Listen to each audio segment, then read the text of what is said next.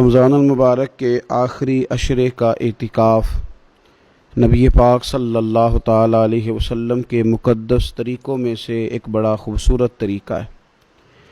قرآن مجید نے ارشاد فرمایا، میرے گھر کو خوب صاف ستھرا کرو، طواف کرنے والوں کے لیے اور اعتکاف کرنے والوں کے لیے اور رکوع اور سجود کرنے والوں کے لیے۔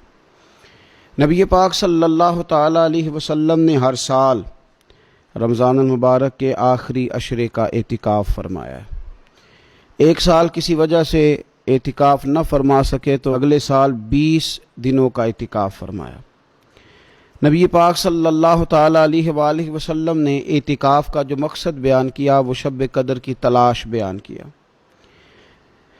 اعتکاف سے مراد یہ ہے کہ انسان سارا کچھ چھوڑ چھاڑ کے اللہ تعالیٰ کے گھر میں اس کی عبادت کے لیے، اس کو راضی کرنے کے لیے بیٹھ جائے، اور 10 دن جب وہ مسجد شریف میں حاضر رہتا ہے تو حضور صلی اللہ تعالیٰ علیہ وسلم فرماتے ہیں اللہ تعالیٰ اسے 2 حج اور 2 عمرے کا ثواب عطا کرتا ہے۔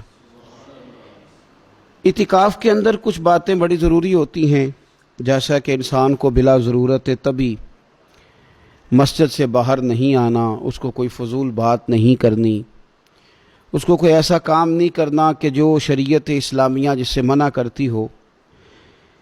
اس کے ساتھ ساتھ کچھ اعتکاف کے آداب بھی ہیں کہ اس نے 10 دن مسجد کے اندر رہنا ہے تو آخر اس نے کرنا کیا ہے۔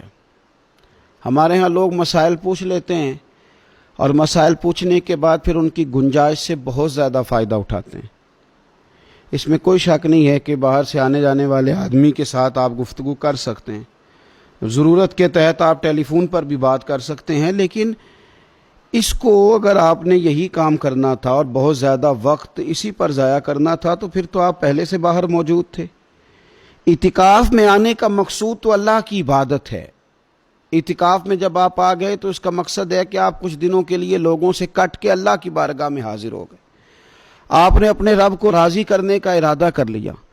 تو اعتکاف میں ایک تو شوق سے آئیں۔ ہمارے علماء نے لکھا ہے کہ زندگی میں ایک بار تو اعتکاف کاری لینا چاہیے، اس پر توجہ ہو ہی جانی چاہیے۔ وقت ملنا تو زندگی میں پراپر طریقے سے تو بڑا مشکل ہوتا ہے، لیکن وقت نکال کے اعتکاف میں ایک دفعہ تو زندگی میں آ ہی جانا چاہیے، اور کسی کو ہر سال موقع مل جائے تو پھر تو کیا ہی بات۔ تو اعتکاف کے اندر جو کام ہم نے کرنے ان میں سب سے زیادہ اور سب سے پیارا کام یہ ہے کہ کثرت کے ساتھ قرآن پاک کی تلاوت کریں۔ نبی پاک صلی اللہ تعالیٰ علیہ وآلہ وسلم رمضان المبارک میں قرآن پاک کا دور فرماتے تھے حضرت جبریل امین علیہ السلام کے ساتھ، اور جس سال حضور کا وصال ظاہری ہوا اس سال حضور فرماتے ہیں 2 مرتبہ قرآن پاک کا دور کیا۔ 2 دفعہ حضور نے حضرت جبریل امین کو قرآن شریف سنایا اور 2 دفعہ انہوں نے نبی پاک صلی اللہ علیہ وسلم کو سنایا۔ تو بہت کثرت کے ساتھ قرآن پاک کی تلاوت کی جائے۔ ایک پہلو اور بھی ہے اس کا، اس پر بھی آپ توجہ کریں گے۔ قرآن مجید کو پڑھنا بھی ضروری ہوتا ہے اور صحیح پڑھنا سب سے زیادہ ضروری ہوتا ہے۔ تو اگر آپ کسی ایسی مسجد میں تشریف فرما ہیں جہاں آپ کے لیے بندوبست کیا گیا ہے تو کوشش کریں کہ وہاں قاری صاحب سے، عالم صاحب سے، امام صاحب سے آپ قرآن مجید کو سیکھیں۔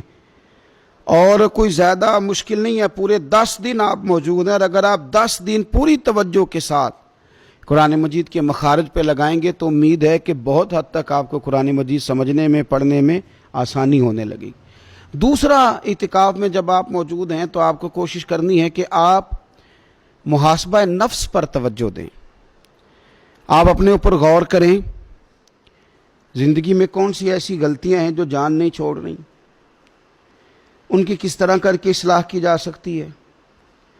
کون سے ایسے کام ہیں جو میں کرتا ہوں تو اس غلطی میں زیادہ مبتلا ہو جاتا ہوں، اور کون سی ایسے کام ہیں، کون سی ایسی جگہ ہیں جہاں میں جاتا ہوں تو میرا ان غلطیوں سے نکلنے میں مجھے وہ جگہیں اور وہ کام مددگار ہوتے ہیں۔